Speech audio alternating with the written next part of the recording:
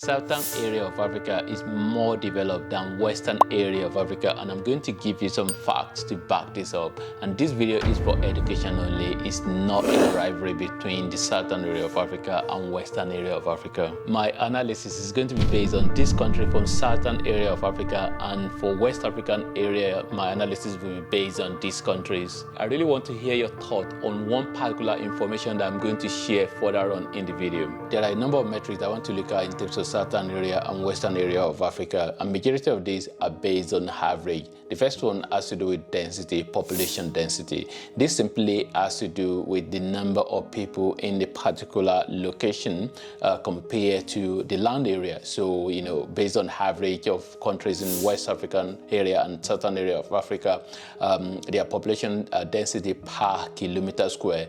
So that's really very clear that, the Southern area of Africa, you have less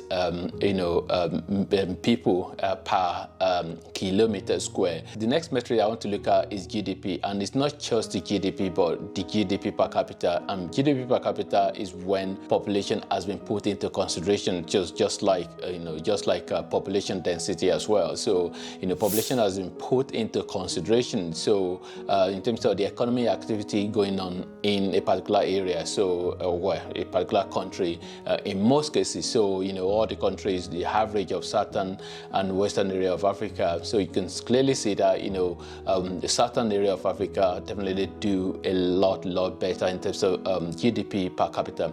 And one important metric I want to look at as well is the HDI. And HDI is one that is really very important because it really deals with quality of living or quality of life of the people, and there are a number of other metrics under it, like life expectancy, which I'm going to talk about as well, and knowledge, education. So the HDI as well, in terms of the HDI of Southern Africa, average it's a little tiny bit better than Western area. And then literacy rate as well. Literacy rate in terms of on average for Southern Africa is better than Western Africa. And this is something that might actually has to do with something under the HDI, so which is the life expectancy. Life expectancy as well for Southern Africa, Southern area is better than the Western area. And another one that might actually deal with health as well. So in terms of infant mortality, this has to do with per 1,000 live birth. So the rate for average rate for Western Africa is higher, so which isn't good. So in terms of compared to Southern Africa, so more infant mortality in terms of Western Africa compared to Southern Africa. And then poverty rate as well is another one, so which poverty rate is higher in Western Africa as well. So on average, poverty rate is higher, so which higher in terms of poverty rate means it's bad. Another important metric of World Bank, which is very important as well, is the income classification. So which they have high income, low income, upper middle income, low middle income, and low income. So there isn't any high income country in Western Africa, so which in Southern Africa, so there are three countries, so which majority of large percentage of the countries in Western Africa, they are lower middle income, so which that isn't really good as well in terms of in terms of Southern part is better than Western part. Remember at the beginning of the video I was talking about something I really need your thought about.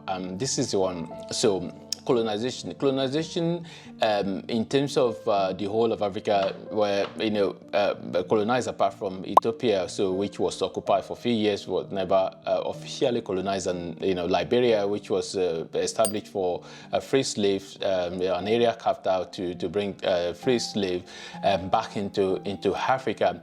So, but other than that, it's largely France and United Kingdom. They were kind of like at the tail end, granted independence to most of the African country. And in terms of granting independence, it isn't really that the country that granted independence was the only country. I mean, like the case of like Namibia, for example, which South Africa was the one that granted them independence in 1990, if my memory serves me right. But but we know that through the history of Namibia area that Germany was colonized the area at some point and even committed a lot of atrocity. That's a topic for another video. But what I want to say really here is that larger percentage of certain part of Africa was colonized by United Kingdom, granted independence to most of the countries there, and majority of the country in western part of Africa were France, largely France. And then each region, each area, each of them have Portugal, have a country that are Portuguese, which are usually called Lusophone speaking countries. So so Mozambique, definitely the southern part. And when you look at these sort of like the difference in terms of like France and United Kingdom, does this really have anything to do with the development? I'm not actually making any conclusion, but I'm just asking and expect people to share their thought on this. Does the France and western area, largely French speaking, and then southern part, which are largely British, does that have any anything to do with development? And then also, one very important factor as well is that the years when they all get, when these countries get their, independence or freedom, or whatever we call it, most of we know that Ghana was the first country in sub-Saharan Africa to gain independence, and then follow suit with most of the other countries in that region of Western Africa. So what I'm saying here is that, majority of the countries in the southern part of Africa, they gained their independence later than, the countries in Western Africa. Does that have anything to do with development as well? Yeah, so I don't know. Does that? I think somebody has mentioned that to me before, maybe in a conversation. So I'm just putting it out there for people to share their thoughts, for people that possibly know better.